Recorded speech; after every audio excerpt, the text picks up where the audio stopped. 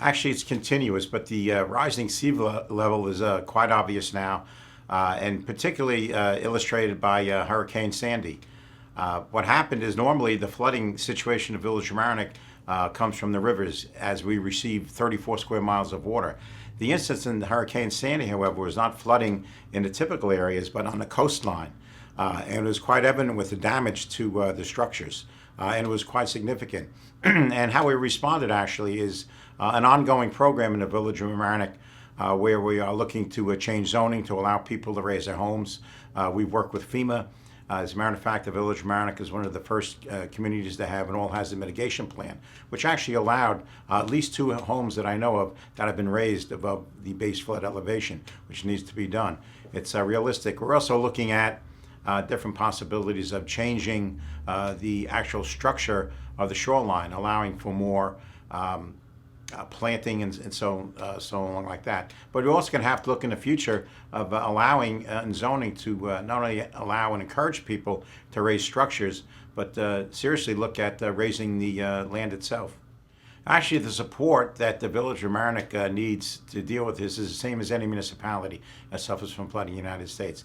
It must be a coordinated effort by the elected officials whose responsibility is the health, safety, and welfare of all its residents and business and visitors, quite honestly. There is no political factor in flooding. Floodwaters do not know Republican, Democrat, or any other party. It is a requirement that we need to all work together, and that includes all levels of government. To be quite honest, as a village, we cannot do this on our own. We need the federal government, we need the state government, and the county government. So it's a matter of everyone working together and networking.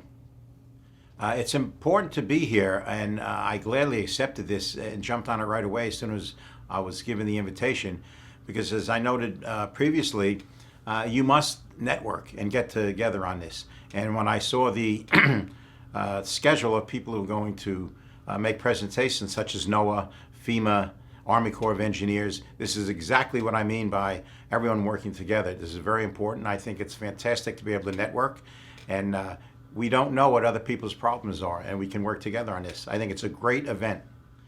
The federal funding not only can help, it is so important that it will not happen unless it's there. The Village of Mamaroneck, quite honestly, is very lucky at this point. We are just about completing the first of the 3 phases in flood mitigation in the Village of Mamaroneck. The Army Corps of Engineers has been fantastic.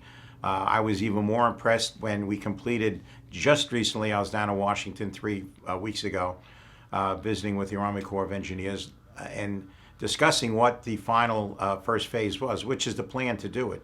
And then, of course, the second stage will be funding and the engineering aspect, and the 4th and final stage will be the actual construction or the flood mitigation plans.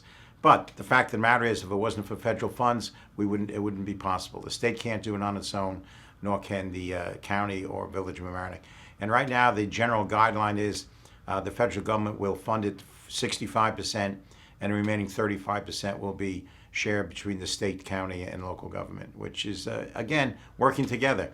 No single entity, including the federal government, can afford to do it on its own. Talk to me about Sandy. What happened there to Mamaroneck? Like I mentioned before, Sandy was a different type of storm, but one I think that will be happening with the climate change.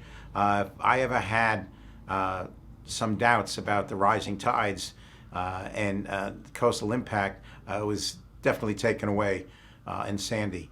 We did not flood in the standard normal areas that received the flooding. This was a coastal impact where there are homes that were fairly high, that were literally, some of them were wiped out. And it just proves the fact that we have to be prepared. I don't think that this is a one-time incident. The tides are rising. We can see it by the coastline and the impact rising now.